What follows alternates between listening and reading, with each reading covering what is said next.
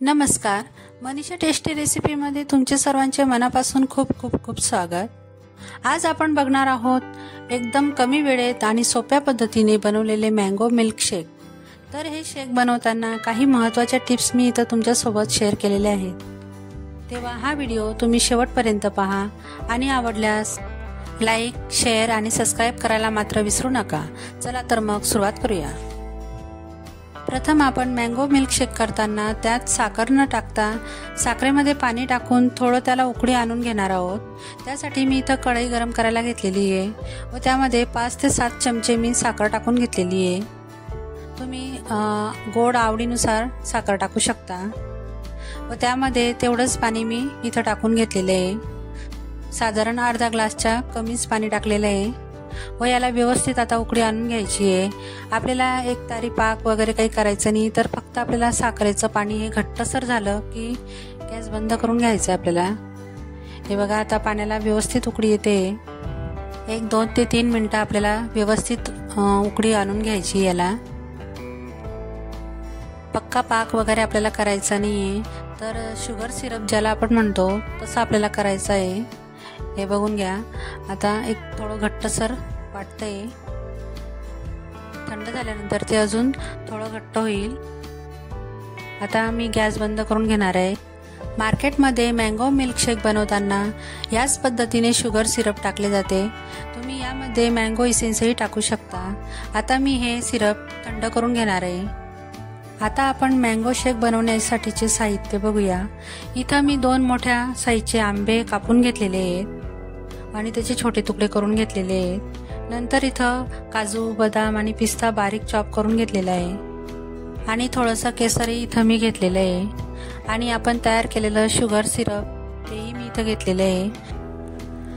इथं तुम्ही आंबे कोणत्याही प्रकारचे घेऊ शकता.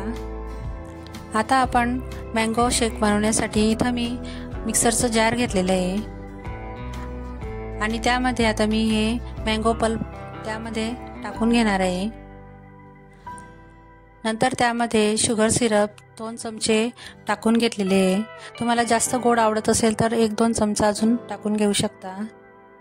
आता यामध्ये अर्धा ग्लास थंड केलेलं दूध टाकून घेतलेलं आहे.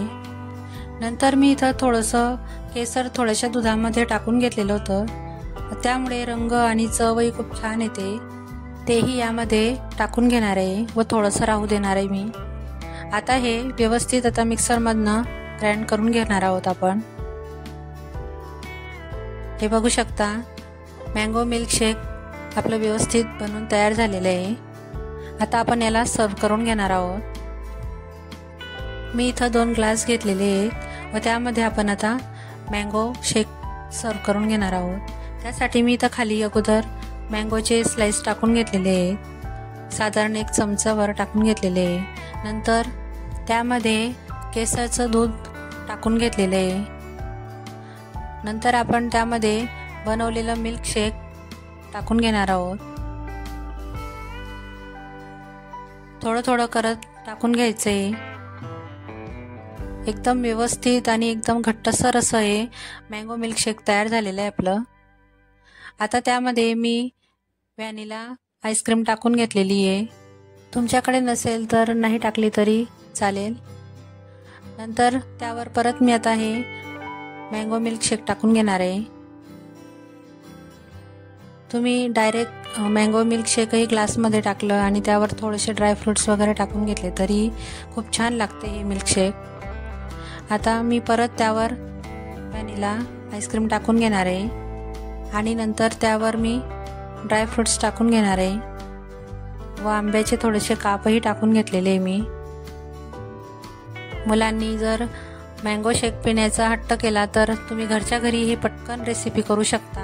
एकदम 5 ते 7 मिनिटांमध्ये ही रेसिपी तयार होते आणि घरच्या साहित्यामध्ये केलेली असल्यामुळे ती हेल्दीही असते. वरतून ड्रायफ्रूट्स आणि केसर टाकून घेणार आहोत आपण.